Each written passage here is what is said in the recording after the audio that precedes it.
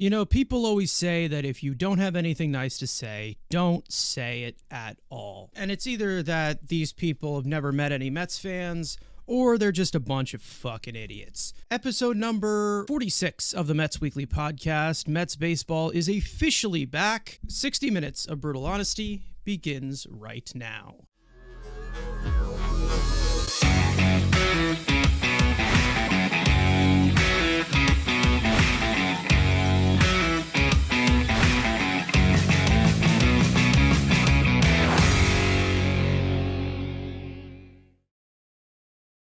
Now, as for your usual house cleaning, make sure to subscribe to the Mets Weekly channel for content throughout the week, including the premiere of this very podcast every single Tuesday at 4 p.m. Eastern Time. For those of you who have not picked up on it in the last week, our co-host Frank About Sports will be doing 1-minute post-games for his thoughts after every Mets game for 2024, and we are calling it Mets Frankly Post-Game because wordplay is fun. How do you tune in? Follow us on Twitter, TikTok, as well as all of our individual links that are in the description. But Frank is not here today. It's just Rode and I holding down the fort this week. And what an eventful, frustrating, overwhelming week it has been. 3 games in.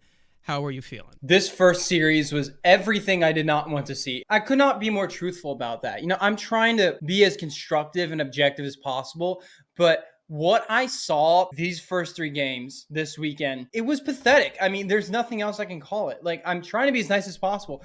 This was an unacceptable showcasing of starting pitching, which looks exactly like last year. I saw the 2023 Mets carbon copy playing this weekend. We're only 3 games in. We have to remember that. But I think we have to be on our feet about some changes that have to be made really quickly. I mean, let's just dive right into it. I don't want to waste any more time sugarcoating how embarrassing this one was. After a rain cancellation on Thursday, the Mets opened the 2024 season on Friday at Citi Field against the Brewers. Mets left-handed pitcher Jose Quintana got the start and was not bad, but not good either. 4.2 innings pitched, 6 hits, 2 earned runs, 2 walks, 4 strikeouts on 85 pitches. Quintana's fastball sat at 89 to 90 and top 91 miles an hour, registering 4 whiffs and 5 chases. In the second inning, Starling Marte belted a solo shot to give the Mets a 1-0 lead, but that was all the Mets offense could do as their only 1 hit the entire game. Christian Yelich tied the game in the 4th with a solo shot. William Contreras drove in the lead run on a sacrifice fly in the 5th, and rookie Jackson Chourio played it insurance in the 7th to secure a 3-1 Brewers win on opening day. More on this game later. On Saturday, Luis Severino made his Mets debut, and long story short, it did not go well. Running into some hard luck early, the Brewers took advantage, plating 3 quick runs in the first. First pitch swinging, Francisco Alvarez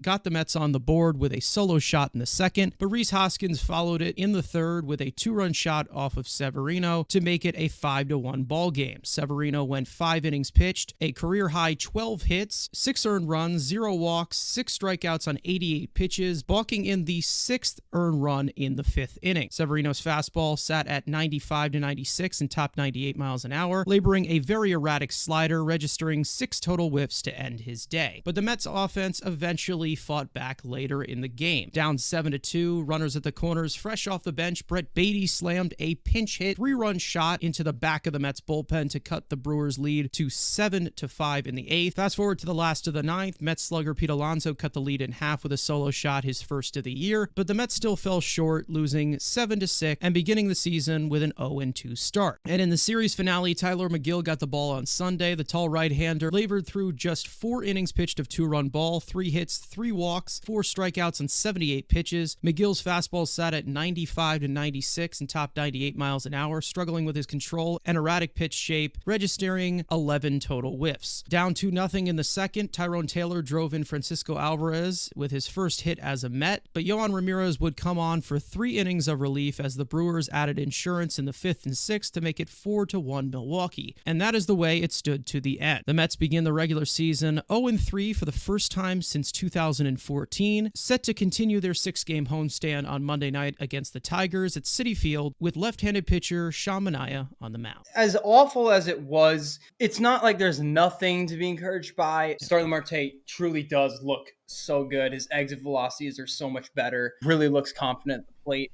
Brett Beatty hit a very impressive homer off a lefty.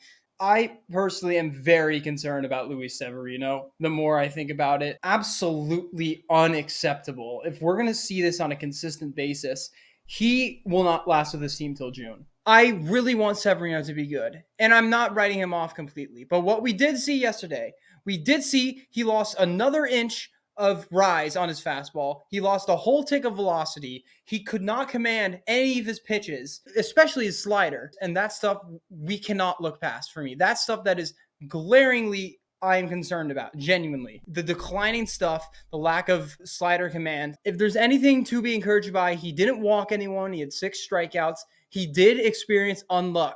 But through that, with what we saw last year, the stuff kind of declining and starting to grade out his average, which is fine. If he can command his pitches better, he'll be fine. It's just this guy has been through thick and thin with injuries, inconsistency, and it just feels like time is running out for him. And I know it's one start, and I know he can bounce back. He's talented enough to do so.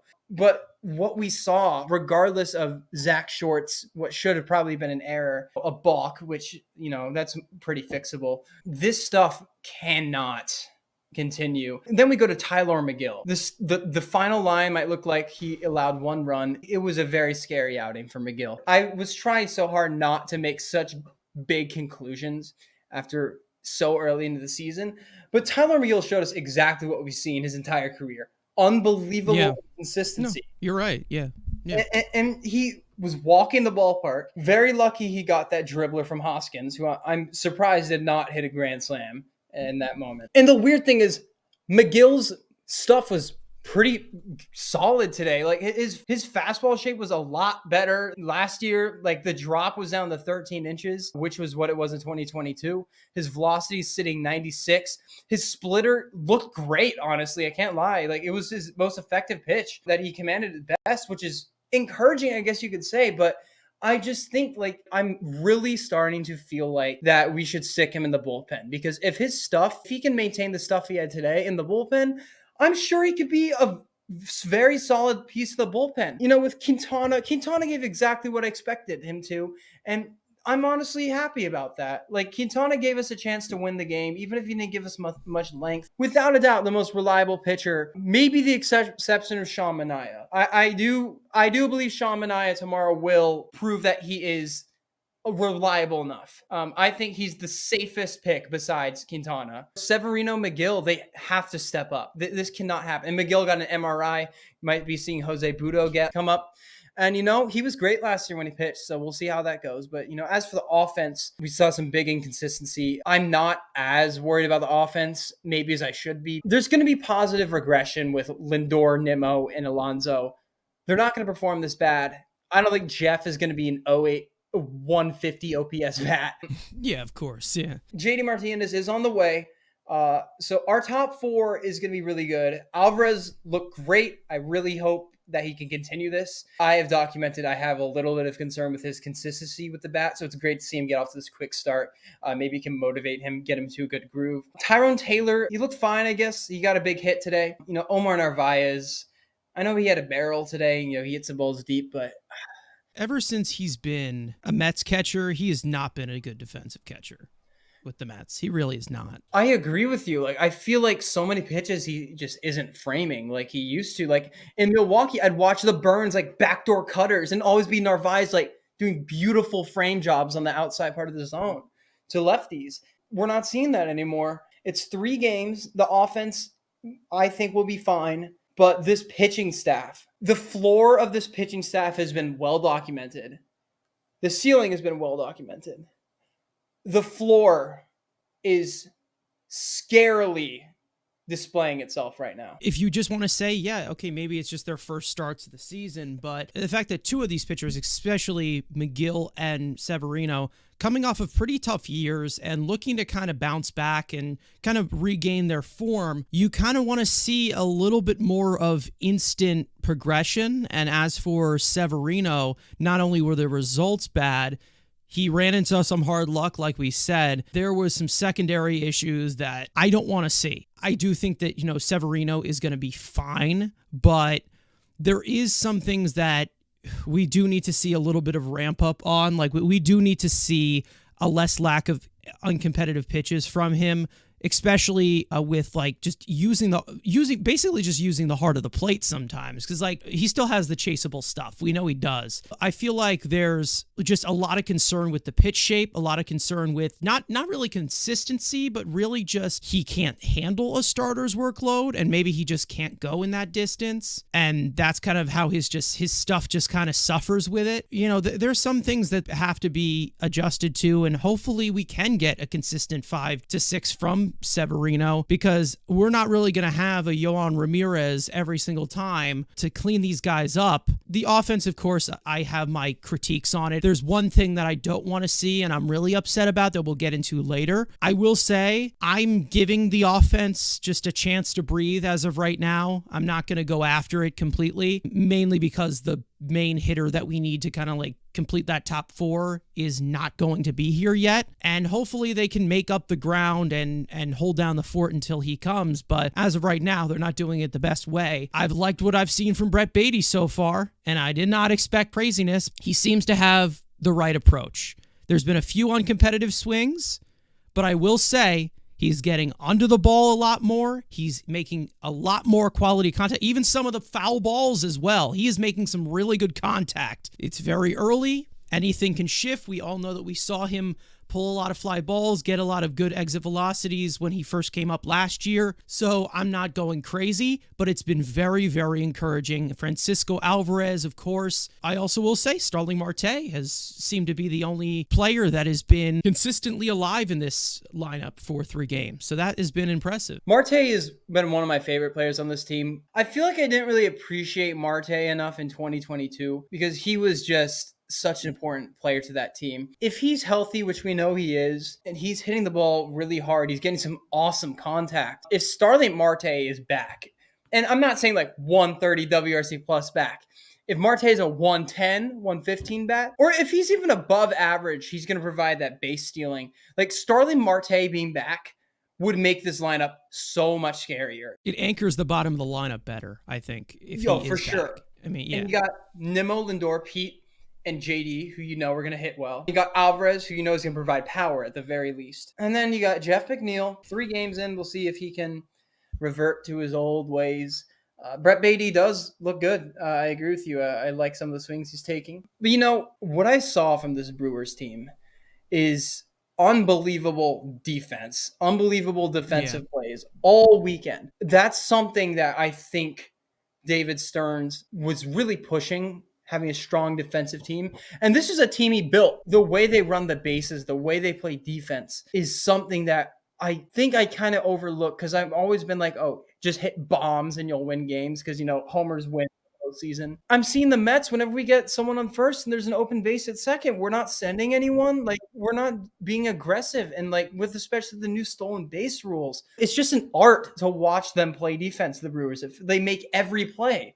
And they make difficult plays. You have kind of just a little bit of everything that helps you win games these days where, whether it is base running, whether it is defense, I think that that's kind of like the model he's somewhat looking at, but also just, with more of a wider budget, of course. But I think that he has the flexibility to build maybe a team like that, kind of a well-oiled machine overall, fundamentally doing other things well, winning in the margins, shall we say, when maybe the big bats or the big pitchers are not doing well. Those key intangible type of players, the guys like Taylor, the guys like Bader. I mean, I noticed it throughout most of spring training as well with Harrison Bader. He doesn't, not only can he not hit right-handed pitching, I don't think he's comfortable at all against right-handed pitching. I feel like he has like this very vulnerable like inner third of the zone against right-handed pitching, and they just like to take him out glove side. With the offense, I think, I'm just waiting to see it in full form before I completely go after it. We're just kind of waiting for the JD Martinez. I don't want to see the Mets being dependent on Kodai Senga so much. That's kind of really my main concern here as to how much weight is Kodai Senga actually pulling into this rotation. They're going to put him on a pitch limit when he comes back. So he's not going to bring up the workload immediately and instantly give a boost to this rotation in terms of volume. So I am concerned with the volume of this rotation. I think that's the main focus. This was a frustrating series. Let's just say that. It didn't seem like many things were going our way. At the end of the day, the Brewers were the better team throughout this entire series. A few encouraging moments, shall we say, on the pitching side, very concerning. Let's just say that. Prime example of what we saw this entire series. The defense has to be better because it shortens the inning. I mean, there's just been so many mishaps that have so far in just 3 games that have led to the floodgates just completely opening and not even giving us a chance to do anything. They're not even given a chance. They're already behind by the time they get to the plate. So at the end of the day, the pitching has to be better. And we know that some of these pitchers at their very best, at their top 10% outcome, they can give us these quality outings. And it needs to be better than that. Sean Manaea is saving the season. Please, please. That was one of the main reasons why we were losing games last year, because the starting pitching was not going the distance. And we just lost 3 games because the starting pitching was not going the distance. So it's a continuing trend from last year that we want to pretty much break in half. Now, there is one story that we did leave out from this series, and that has been the long, feudal tale of Rhys Hoskins versus the Mets. The next chapter began in the 8th inning on opening day. While turning a double play from third baseman Brett Baty, Jeff McNeil recorded the force out before losing control of the ball as Hoskins slid through the bag inside the baseline, clipping the Mets infielder. McNeil went on to get upset about the slide, beginning a screaming match between him and Hoskins while he went back to the dugout and taunting McNeil as a crybaby as the benches cleared. No punches were thrown and warnings were issued. When asked about McNeil's displeasure with the slide after the game, Hoskins stated that McNeil just seems to be complaining when things aren't going well. I think that's kind of one of these moments, maybe just lost in the heat of the game. But the drama did not stop there. In Game 2, after Hoskins continued to single-handedly destroy the Mets, in the 7th inning, Mets reliever Yohan Ramirez proceeded to throw behind Hoskins, cueing Rhys to stare back at Ramirez, leading to the pitcher's ejection. After the game, Mets manager Carlos Mendoza stated that the throw was not intentional, but the league didn't think so, as Ramirez has been suspended for 3 games. Ramirez will be appealing the suspension, while Carlos Mendoza also was suspended for 1 game, classified as regards to his player's actions. As we all know, this isn't the first time the Mets have clashed with Hoskins, dating back to 2019, where Mets pitcher Jacob Rom threw behind Hoskins, leading to a slow home run trot shortly after, as well as multiple slides into Jeff McNeil that the Mets infielder claimed to be dirty, as those slides broke up 4 of the 5 attempted double plays over the years. Now, I have a lot to say about this, and I don't know if I'm even going to get to everything I want to say, but I just want to hear your takeaways first. Honestly, I wish that we kind of just put this behind us instead of egging on Hoskins to just kind of kill us even more. The slide was very questionable, and I don't blame McNeil for getting mad because that's your body. That you need that to work. You need to be healthy to work in this game. Some players don't mess around when it comes to this stuff. I think throwing behind Hoskins, especially, I don't know, I think it's too late if you're going to do something like that. And I do not advocate for throwing at players in general. I think the fact that Hoskins responded with a double, a homer, it feels like we are just inferior.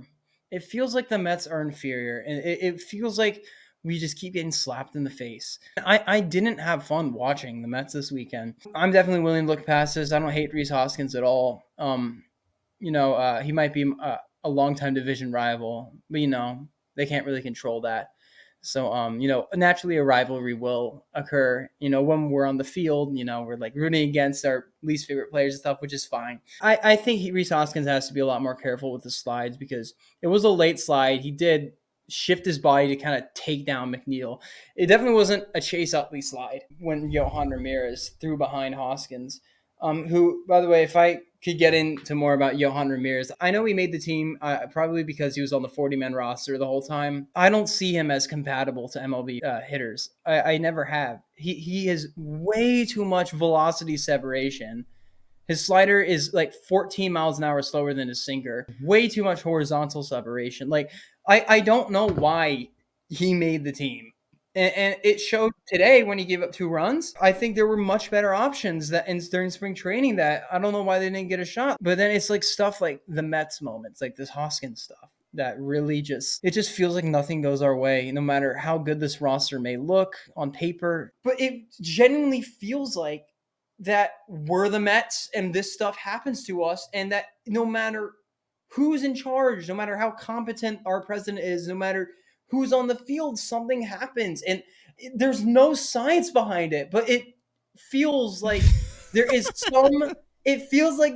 some just force that is unexplainable. Like, we cannot get our rivals out. We cannot stop making bad defensive plays. We cannot. It just feels like we're the Mets. It feels like we're the joke. Listen, there were tons of takeaways that I had from this as the story continued to go on for the past 3 days. I don't think that the slide was dirty. I think that the slide was uncalled for. Jeff McNeil definitely could have gotten seriously injured on that slide. I'm not saying he's a dirty player, but he definitely feeds off of getting under players' skin. He kind of got what he wanted without even really trying to do it, whether the intent was there or not. He got what he wanted. He got into Jeff McNeil's head. Jeff McNeil got all pissed off. He had every right to be pissed off. And listen, I'm not the biggest Jeff McNeil fan. I'd rather him take his anger out on the actual opponents than take his anger out on himself. So yeah, as for Yohan Ramirez, and again, I was saying it since that 8th inning on opening day, if you want to send a message to him, pitch high and tight to him.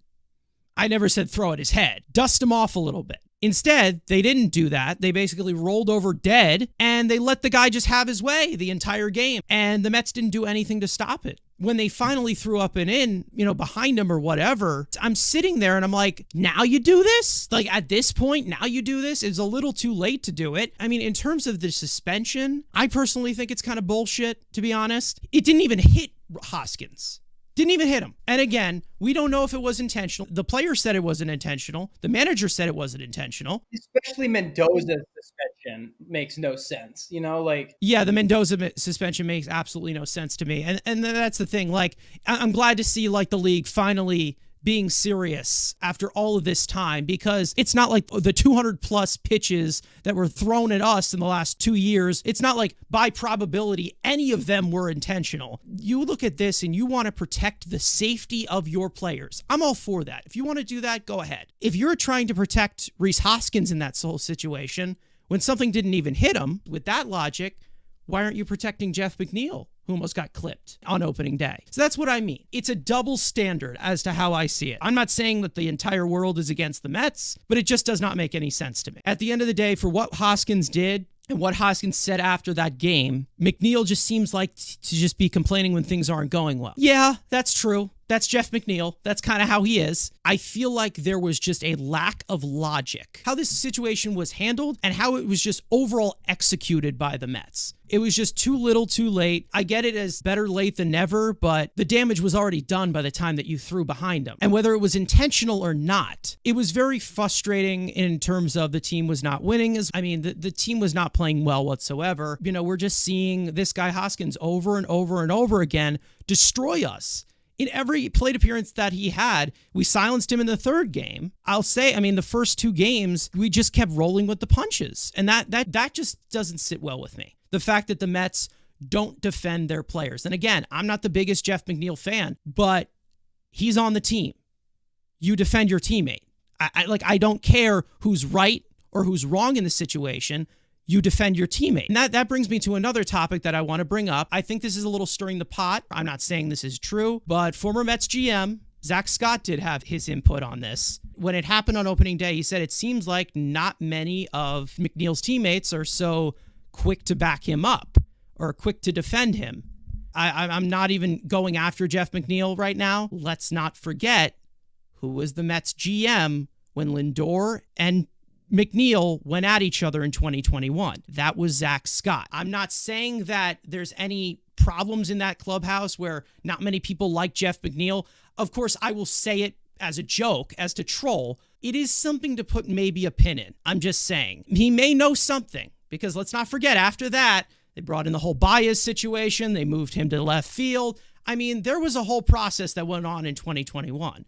I don't know if Zach Scott is just blowing smoke up everybody's ass. At this current point, it is something you do need to put a pin in terms of how Jeff McNeil is looked at in the clubhouse, also by other players and Rhys Hoskins, who pretty much got him figured out. We see this dude slam his helmet after he gets out multiple times, get pissed off. I'm not saying it's true. I'm saying the signs are there. Well, it seems like Lindor and Pete, do have his back, at least in the pressers. And I don't get the vibe that McNeil is disliked in the clubhouse. I mean, I wasn't the GM of the team, but 3 years ago, we knew there was an issue there, which thankfully it didn't really turn into much past that, one scuffle they had. I'd love to put it behind us. I really hope so, but there always seems to be some off the field obstacle or something that completely carries away and distracts you from the game. And I think that when you look at it as a whole, I just did not see the Mets execute anything properly. I didn't see baseball execute anything properly in this entire situation, in this entire series. The double standards, how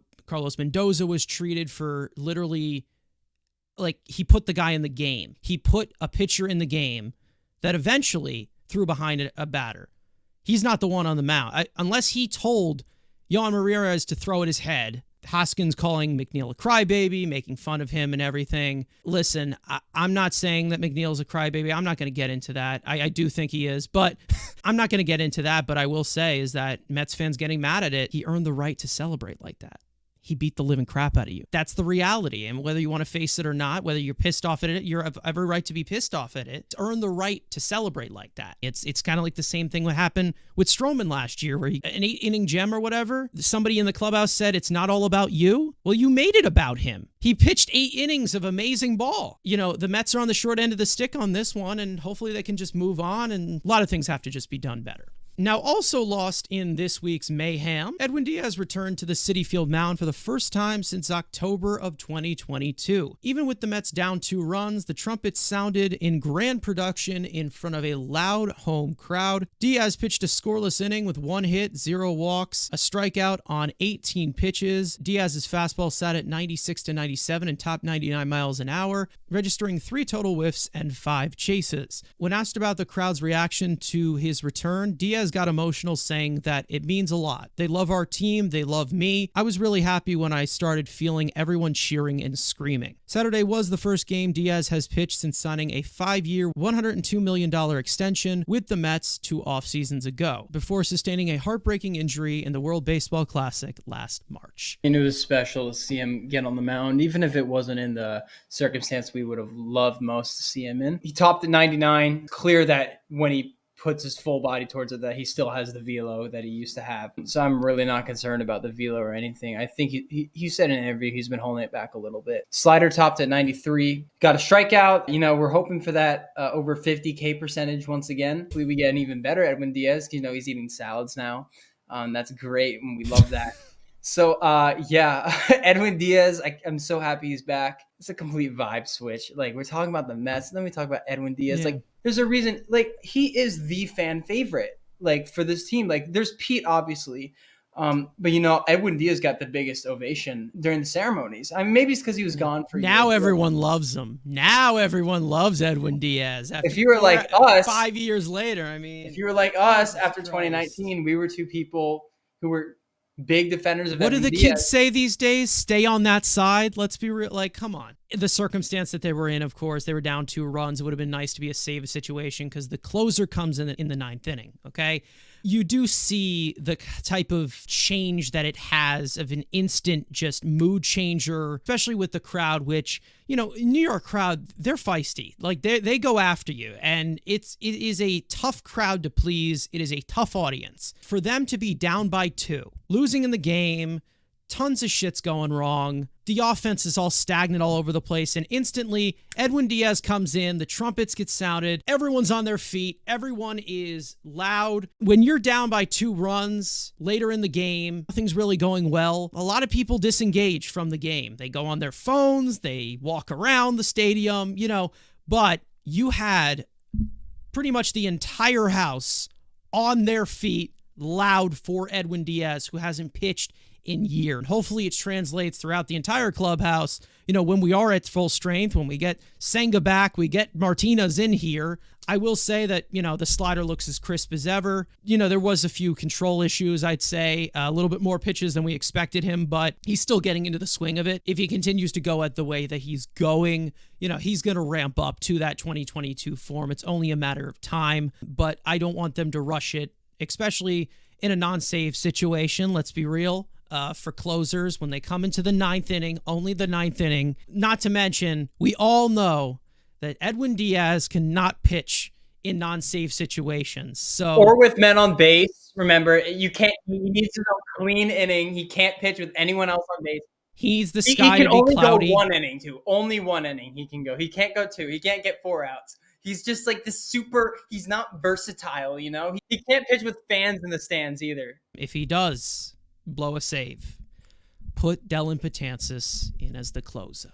For those of you who don't understand that joke, I'm not going to explain it to you. So as we all know, JD Martinez is on his way to the Mets eventually after signing with the Mets last week. And if you're wondering where he is, the 36-year-old is in Port St. Lucie, Florida, prepping and ramping up before playing in AAA games in Syracuse. Said last week by Mets manager Carlos Mendoza, the expectation is that Martinez will be batting 4th behind Pete Alonso once he is called up and ready to go. But in the meantime, the cleanup/DH situation for the Mets has had somewhat interesting combinations so far. On Friday and Sunday, the Mets batted second baseman Jeff McNeil at the cleanup position, while sandwiched in on Saturday, Mets outfielder Tyrone Taylor was slotted into the cleanup position. Along with the Mets playing 3 different players at the DH position, DJ Stewart on Friday, Starling Marte on Saturday, and Francisco Alvarez on Sunday. Before breaking camp, the Mets optioned graduated prospect Mark Vientos to AAA Syracuse after the addition of JDM, who was originally slated to be the Mets DH before the acquisition. Martinez is expected to spend about a week or 2 in Syracuse before making his MLB debut with the Mets, which could be as early as April 7th while the Mets are in Cincinnati.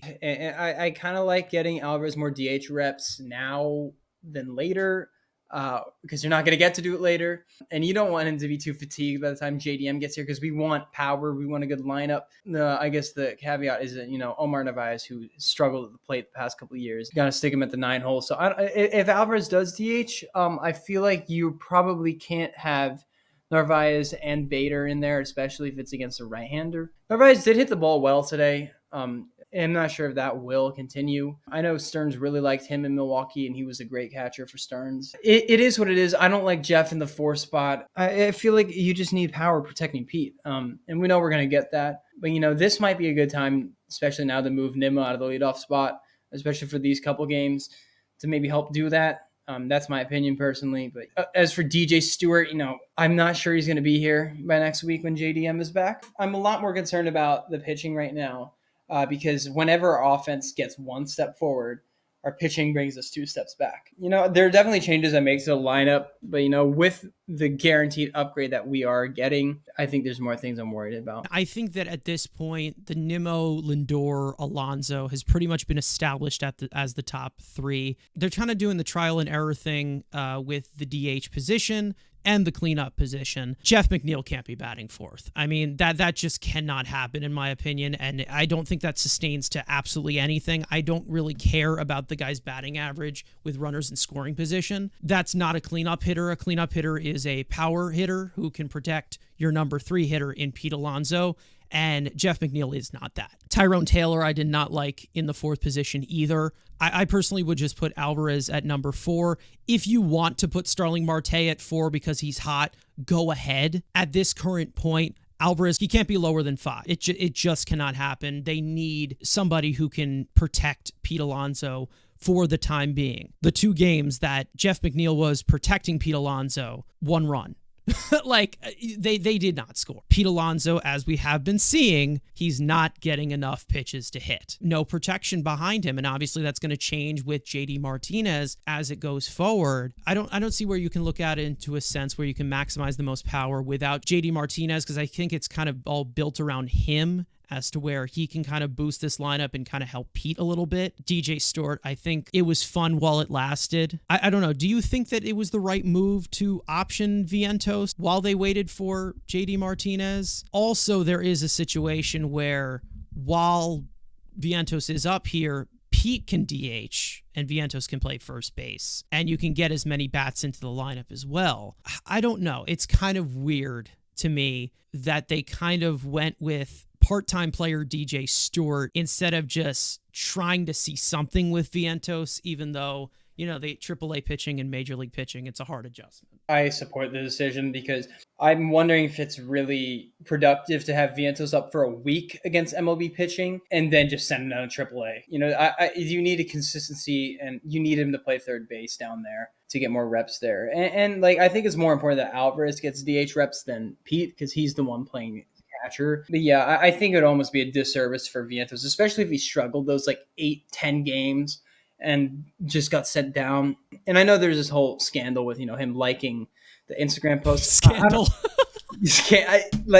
That was interesting too. Like, I'm not putting really much stock into it. For those of you who don't know, he liked an Instagram post that was the video of Rhys Hoskins basically destroying the Mets. Not to mention also Luis Angel Acuna, one of our prospects, also liked it. I think he unliked it or he took it back, but, you know, screenshots stay forever and, you know, the internet's going to go after you. But, you know, when I look at this whole situation with Vientos and all these players, I don't like cryptic messages on social media. I don't like all of these, you know, likes and tweets and, you know, where people find and investigate and go out. If you have something that you need to say, speak up. If you got something on your mind, speak up and we'll address it from there. Doesn't look good publicly on the organization, not to mention the Mets just don't need that drama. I don't know what Acuna's intention for liking it is. Maybe they didn't really know what it was. Maybe they just saw the Mets playing and didn't actually see what was happening and just quickly hit like. At least with Vientos, you know, I really do understand why he's upset, and it's very understandable. I just hope he uses this demotion as motivation to improve. Both of them could have just, I think what's could have happened is both of them just liked it by an accident, didn't realize what it was, or just scrolling or whatever. You know, but back to the topic, you know, I think sending Vientos down I don't think it's productive for him to just play DH for 10 days and not without a prolonged MLB pitching experience. So I think it was the right move. But, you know, DJ Stewart, I think there's a good chance he's on his way out. Yeah, and then there's also the controversial part of Zach Short making the roster as well. You know, is there a possibility where Vientos moves into that slot and coming off the bench?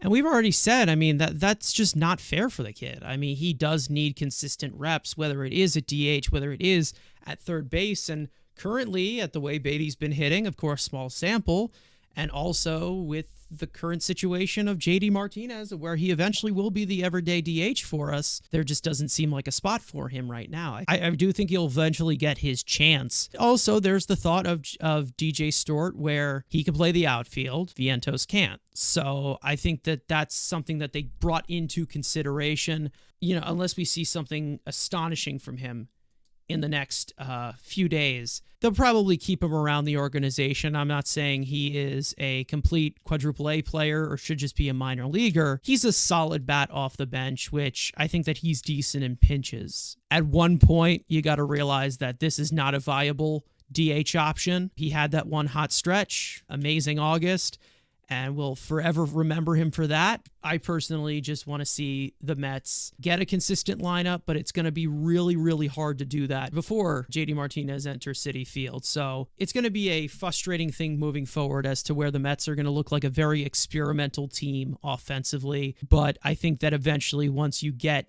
to the JD Martinez of it all, it's going to get a lot better. And hopefully we see a little bit more consistency into this offense once JD Martinez is here. And that's what I'm hoping to see. And that's why I'm not going after this offense full head on, bull to horns. We do need to see a little bit more consistency. Now, before opening day, Mets owner Steve Cohen addressed the media and gave his input on the team's 2024 outlook. In his press conference, Cohen simplified the expectations, saying that the goal is to make the playoffs. Pretty simple. Let's not overthink this. If we don't make the playoffs, obviously I will be disappointed. In terms of the Mets underperforming last year, Cohen added that there are so many variables in human performance. You can write them down on a piece of paper, but in the end, between injuries and variability in performance, you just never know what happens. When also asked about the Mets payroll situation, Cohen specified that it could be hard for the Mets to ever be completely below the luxury tax penalty thresholds. With their $50 million in retained salaries this season, Cohen added that staying under the thresholds going forward, despite the penalty this year, is not a goal of his, hinting that spending could possibly continue in 2025 regarding the right investment in free agency. Before arbitration settlements, the Mets payroll is set at $160 million for 2025, which will be Steve Cohen's 5th year as the Mets owner. It's not like next year has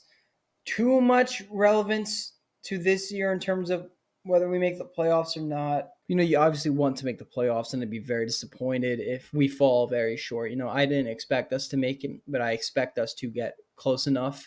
I'm not sure after this opening weekend, if the pitching keeps looking like this, it's a lot different. Cohen and Stearns, they have a big plan this offseason, and I think using this year to kind of learn more about our younger players is a really good idea, and I've always thought it was a really good idea. But, if we get to the trade deadline and we're not competing, I'm going to be frank, I'm trading Pete Alonso, and I'm trying to re-sign him in the offseason. I think that would be the smartest possible thing we could do if we end up being sellers. I don't know if he'd want to resign if we traded him. Maybe we could tamper a little bit and ask if he'd be comfortable resigning. Pete could get a really nice player back, I'm sure, with a nice prospect. And you got other trade pieces if they play a bit better, like Severino, I think. Hopefully. I don't know. JD Martinez, you got... if Jeff McNeil plays good, hopefully him. I feel like there's less than last year, maybe. I guess there are a lot of one-year deals. Like, you could trade Manaea, because if he plays well, he's going to opt out anyway. You're going to have to rebuild your rotation from scratch anyway. So it's going to be a very interesting summer for the Mets, one way or another. It's kind of hard to have any new takeaways from what we've seen from Cohen and Stearns over the offseason, going into the season, going into spring training, all of this stuff, because I think that this is pretty much being repeated over and over and over again. I don't think that there's really been much lying to us. I think that we all know what the plan is as to where. Also, Steve Cohen, he also added that this is, more of a transition year. It's not a rebuild year. They're seeing what they have in the organization, and I think that that is pretty much been made clear. You had the addition of JD Martinez, and you have a lot of fans kind of being, they're a little bit confused as to why JD Martinez is here. If this is somewhat of a transition year, they're not trying to compete for a World Series when JD Martinez, that type of move, that's a World Series type of move. That's an all-time postseason stalwart right there. So it was confusing as to what, but I think that, Stearns also established that he was going to be opportunistic when a situation appears to be right for the team, and that's what he did with JD Martinez. And again, I need to see the finished product. I need to see us fully healthy. I think that Kodai Senga is obviously going to come back eventually. It might be a little bit tough for him at the beginning to kind of ramp up a little bit at the speed that we want him to, but we need our power anchor in here first to judge the entire team as a whole. I will say that if they do trade Pete Alonso, I don't see him coming back. Maybe it does happen because the Mets have done crazy things before. That part of the book will probably be closed if they were to trade Pete Alonso. Unfortunately, you look at this situation where long-term into 2025, we've said it before, the Mets can't really lose. If they're not playing well, they can sell at the deadline with a bunch of one-year deals and kind of pick out some of the guys who are performing well and some that are, performing poorly. They can see what they can get with them, then they also can bring up some of the young guys and see what they have inside the organization. And, you also have a lot of the payroll being cleared up. So it's a transition year, yes, but I'm not looking at a rebuild year just yet. I obviously need to see it at full strength. They have a team that, let's just say, has a very low floor and a very corresponding ceiling, shall we say. Like, a lot of pieces have to go right in order to be this well-oiled machine of a competitive team at the trade deadline that we haven't seen it yet. We're only 3 games in. We do need to see it in full swing, and that's how I'm going to full-on judge it. And then 2025, who knows? Endless possibilities on the free agent market, and that's kind of like the whole novelty of this entire season in 2024, where they're just kind of waiting and seeing how the seeds spread. So now that brings us to everybody's favorite segment, Studs and Duds. One player that has played fantastic, we want to give flowers to. It's only been 3 games, so they're probably still overreactions as compared to what we did with spring training. But start with your stud. Who do you got? You can probably see this coming, but Starling is my pick. If he can be really good, that is huge, and I am infinitely more confident in our offense. It comes down to the pitching, which I'm sure you'll hear me talk about in my dud section fairly soon. My stud, who would have thought? Brett Baty. Fantastic so far these first 3 games. I know it's early, but the swings that he has been putting on baseball so far, it has been very, very encouraging. We saw the pull side a lot during spring training. We talked about a lot of things that he needs to fix, but he's lifting, he's pulling. There was a few uncompetitive swings mixed in throughout, but I'm glad to see that he has kind of taken more to that approach so far this season. Again, we've seen him fall off of it before, but it's been very, very encouraging to see.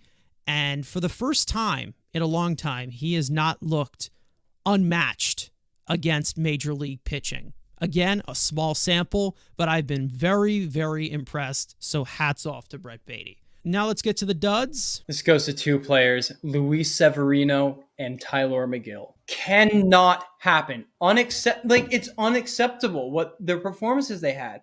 If they are going to perform like this will be exactly like last season. I do have a level of faith that Luis Severino can figure it out, even with, the facts are that his fastball did decline another step, but it's still a fairly solid fastball stuff-wise.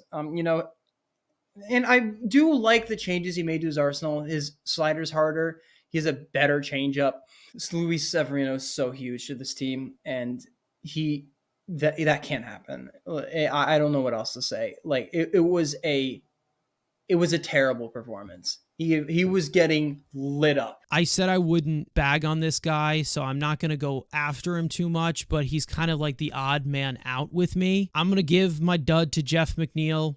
Only just because, to be honest, I will say it's not really his fault overall, because I will say that he shouldn't be batting cleanup in general. But with him in the cleanup position, the Mets offense was non-existent. And it's obviously what I would expect, obviously, with somebody like him protecting Pete Alonso. And then overall, I mean, just the weak contact. And listen, I don't think that he is going to be in this ridiculous 1-for-12 slump or whatever throughout the entire year. A lot of what I know about Jeff McNeil has been pretty much on full display so far early, and it's been kind of icky, let's just say. And then also the temper. In some points, maybe he overreacted a little bit. I don't blame him for how, upset he got. Fits into the narrative of what Jeff McNeil is, of just being a hothead and being upset when things just don't go his way. I've said this before, McNeil, you're 32 years old.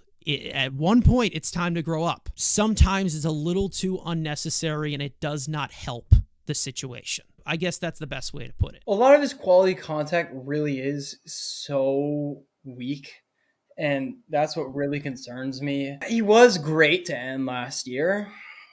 He barely had a spring. So let's just hope that that's what is happening here, because we need him to produce if we're going to be a wild card contending team. The concerns I have with him, I just don't see the benefit of just tossing him into the fire of being the cleanup hitter.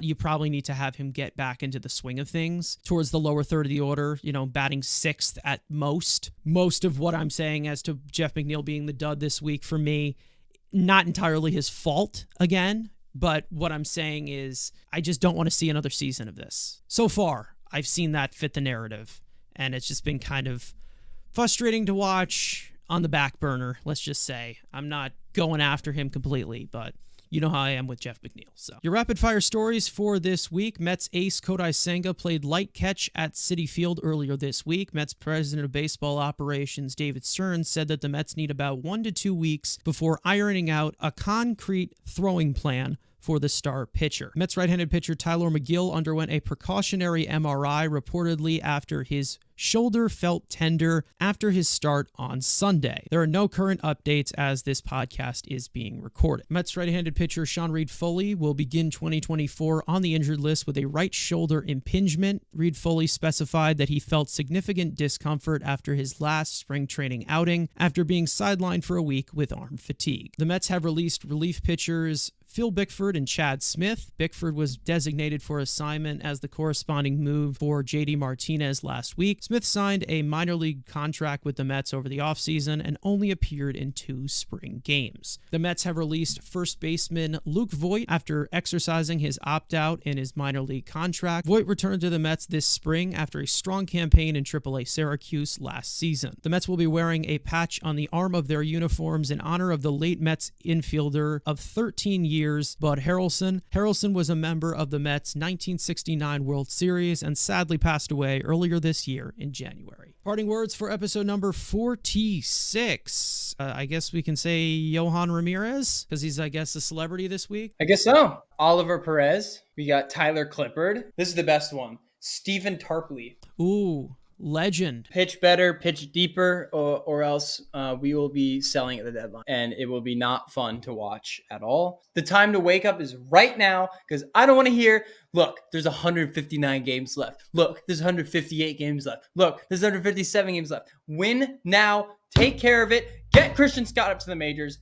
Peace out. You said it just as well yourself. I mean, listen, you got to play better. They got to be better than they were those first 3 games. And hopefully it doesn't carry into that Detroit series, because that is a team that I think that the Mets could beat if they actually tried. JD Martinez, we miss you, even though you haven't played a game with us. And here's to another exciting week of baseball that hopefully is a little bit more positive. As for that, thank you guys for watching and listening. As for usual, make sure to hit the subscribe button if you have not already.